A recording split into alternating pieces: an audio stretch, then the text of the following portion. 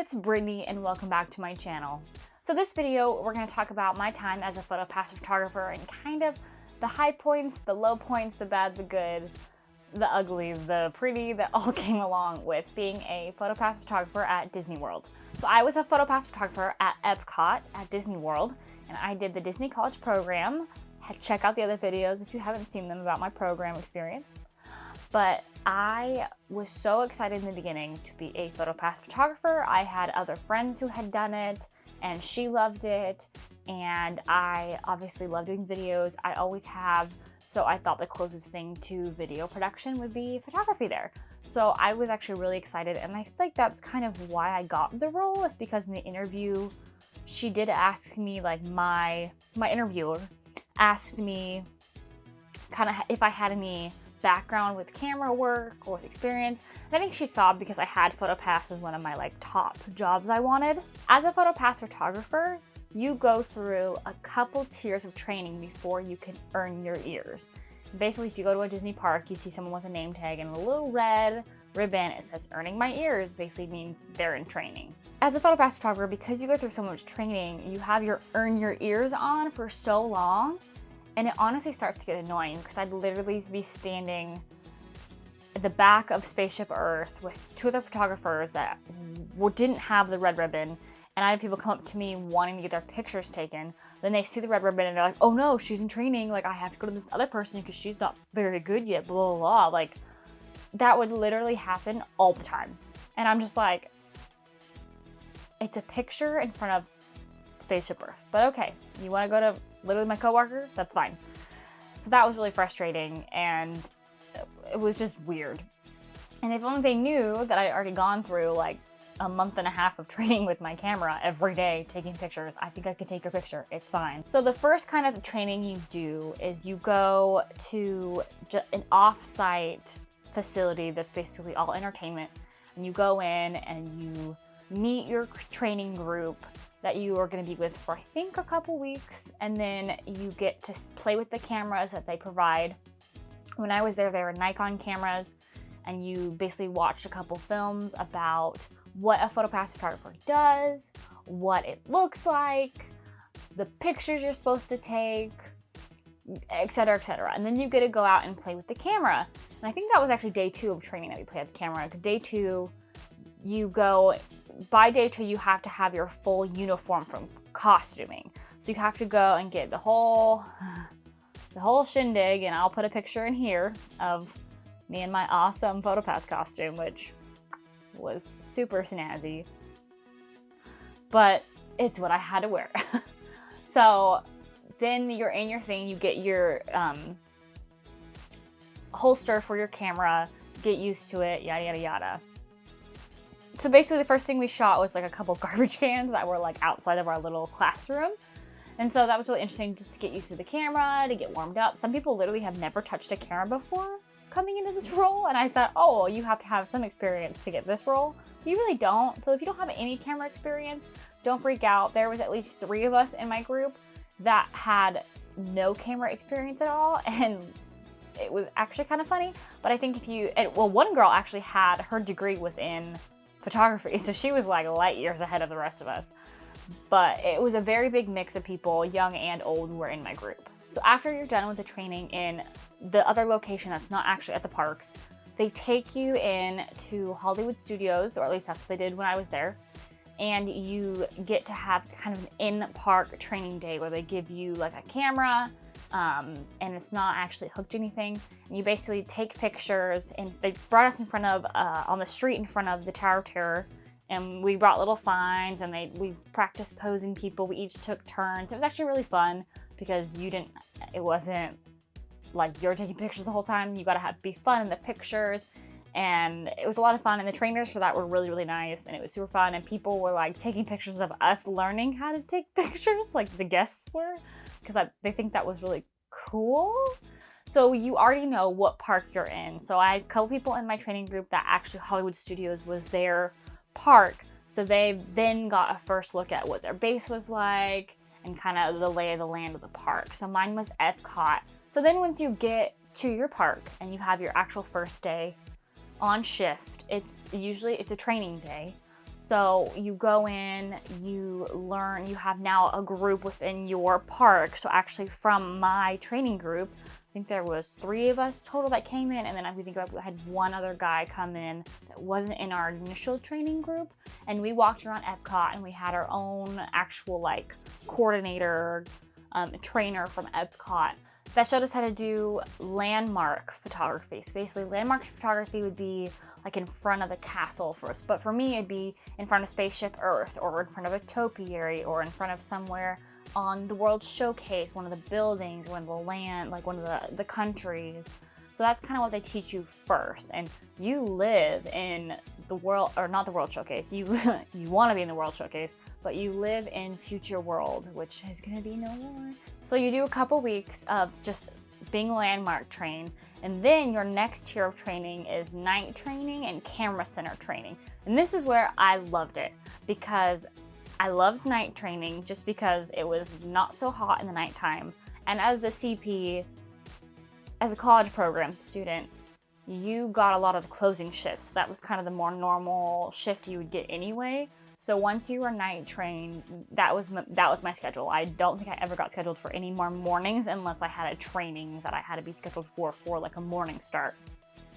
So basically you get trained on how to take photos in the dark, you have to have a tripod, there's like a whole other process that goes along with it, and you get photo center trained. I actually love the photo center, but only really because, one, you gotta put your camera away, so then you got the little dead weight off of you for an hour or two, and 2, it was in air conditioning. And for me, that was my safe haven. I would beg my coordinators to let me have extra shifts per day at the camera center just because I couldn't handle standing outside for that long in the heat.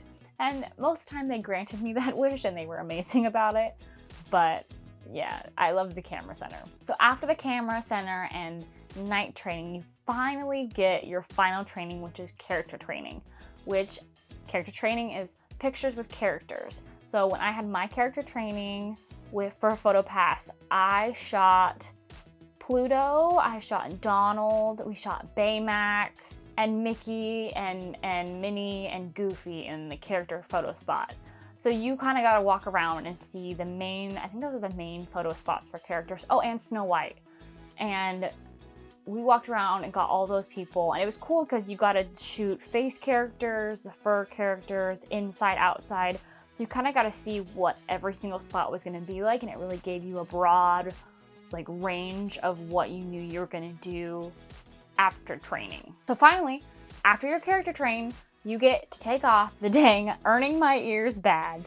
And I think it took me almost 3 months to finish my training because of having my character training pushed back because of being pulled out of it from that day that I was sent to Disney security. And if you have not seen the Why I Self-Terminated Myself from the Disney College Program video, I talk about what happened that day. And from that day, I had to have my training rescheduled, and it almost took a month after that to actually get me character trained. So I should have been character trained a whole month prior to when I was. And honestly, I think it would have made a huge difference in my program if that month I would have been taking pictures of characters. Because 1, most of them are inside, and 2, character photography for Photopass is honestly the most fun. Like, I had the most fun taking pictures of the characters with the guests. It was so much fun. One thing about being a Photopass photographer is you're kind of out with everybody, walking around. People literally ran into me multiple times. I'm like standing with my camera, even when I'm standing with my tripod, like people would knock over my tripod or like hit it, or I'd have to grab it. Like, my camera is on top of the tripod and I'd have to like grab my tripod because vacation brain's happening. They don't care. They're trying to get somewhere. They just bump it, blah, blah, blah. And they literally just kept walking like nothing even happened. You also have to kind of know exactly what your park is, where things are in your park, because I got asked wherever I was in the park, where's the nearest bathroom? Where can I get water? Where's XYZ ride? And when you first work there, you're supposed to get a tour of your park that shows you all of those things. So when you first start your first shift, you know where everything is so you can inform the guests. While me and actually one of the girls in my training group, one of my friends, her and I both started at Epcot before we got the Discovery Day training, and we were so lost. And then finally, almost 3 weeks after we started, we finally had Discovery Day training, and we're both just like, why do we even need this? We already know like this entire park because we had to know, because guests ask us the randomest questions, and it's like, oh yeah, the bathroom's over here. Nemo and Friends, the ride is over here. Seas of Nemo and Friends. That was like the #1 question. Where is the Seas of Nemo and Friends? It's this way, down this corridor, take a right, take a left, it's right there. And that's kind of what you had to answer the question of. As Photopass, you're part of entertainment, so one of the perks that you get is Powerade, and our flavor was lemon. And sometimes if you were really nice to the other entertainers, you got other colors. So a couple times my coworkers would randomly get other colors, and I'm like, where did you get that? And they're like, oh, you know, the character performers can get you the XYZ or blah, blah, blah, blah. But I basically lived on the Powerade because it had all the electrolytes and stuff. And I would mix it a lot with my water. And you have a company-issued water bottle that you have to have hooked to your belt at all times. So the things that I had on my persons at all times as a Photopass photographer was a camera, the harness for the camera, probably like 4 or 5 extra batteries in the pockets of my vest, Photopass cards to scan, a Barracuda scanner, which is how you scan the magic bands for the pictures or cards for the pictures for the guests. You have a PDA thing so you can see if your photos are being uploaded correctly or not correctly, and see how many you're taking in a minute, and it kind of just gives you a brief overview of what you're taking, which is kind of cool. And then I had stickers, which is like the really cool thing I could actually hand out with stickers. The one cool thing that my job offered was stickers. And I think that's about it. I think everything else was back at base. But if you really add all that up, it's heavy, and you're like 8 to 12 hour shifts. Literally anytime I could put my camera down was amazing. And sometimes you would have a tripod with you, and it just got over cumbersome sometimes. And as a small human being, yeah, it was a lot. And it was sweaty, and you could never not have it on you because you had to have it so you could switch it out when need be. And yeah, it was just kind of annoying half the time, but it was part of the job, and you needed it for every single part of your job to do your photography well. My favorite part was when thunderstorms happened or rain happened or both, because we had to go into our indoor locations, and that meant air conditioning. And sometimes you could put in for an early release because we didn't need all the photographers, because there wasn't as many inside locations as there was outside locations for photographers to be at. So a lot of the times I would put it in, and I think every day actually I came in and put an early release to go home early. I think every single time I came on shift. I think I did get it like 3 or 4 times, and a lot of those were rain days, but you also have to have a company issued rain jacket. I think at least photographers did. And you have it on your it's like this big, and when you use it once, it becomes like this big because you can't put a giant raincoat back into this pouch. So you have like this bump on your back, and it was really strange. But this raincoat, for us, it had to be big enough to cover our camera when you zip it up in the front. So it was huge on me, but honestly, it was such a lifesaver because you had to walk from one place to the other in the rain, and in my like tennis shoes that I wore, they would get soaked by the time I got back from where I was at the front of the park to our Photopass base. It was actually quite a long walk. And then it's pouring down rain, and the only thing that saved me was my giant raincoat. My poor backpack I'd carry would get soaked, but my raincoat really kept me and the camera dry. And yeah, the cameras weren't cheap, so that's probably why they issued you raincoats. Also, as a Photopass photographer, you do not own any of the photos you take. There are some contests you can enter, and you can kind of own up to your photo. But basically every photo is a Disney photo. It is not a Britney photo or a Chelsea photo. You took it, but it's not your work. It's owned by Disney. It's for the guest. It's technically the guest's photo. So that was really fun. It was weird. It was funny because some people would take really good photos, or I don't know, just photos that you would want to use, or at least have a couple in your portfolio if you were a photographer. So after Disney, like people could see what you did at Disney. But unless, like, I had a couple of my friends come to the park and I would take their photos, and of course I knew the photo was taken by me, but it was a Disney photo. So that's kind of weird because photography, like, it's your photo, that's how you get credit. But at Disney, they're Disney's photos. So there's also some things at Disney that you can't take photos of. So if we don't have the license to take pictures of characters, like we didn't have the license for Mary Poppins for a while, I'm pretty sure Disney still doesn't have the license for Tarzan for Photopass photographers to take picture of them, then you like legally cannot take a picture with a Photopass camera of these photos. And people would get really mad that you have to say no if they wanted that, and it was very weird. You also couldn't take pictures of any guests in inappropriate clothes or t-shirts. So if a shirt had the F word in it, you honestly either had to ask that person to leave the photo, or put a jacket on, or try to position a person so it would cover up part of that word. And literally that photo would go back to Celebration, which is basically where they edit the photos, and that photo can be completely stricken from that whole day. Like, they'll just delete it if it's not appropriate enough.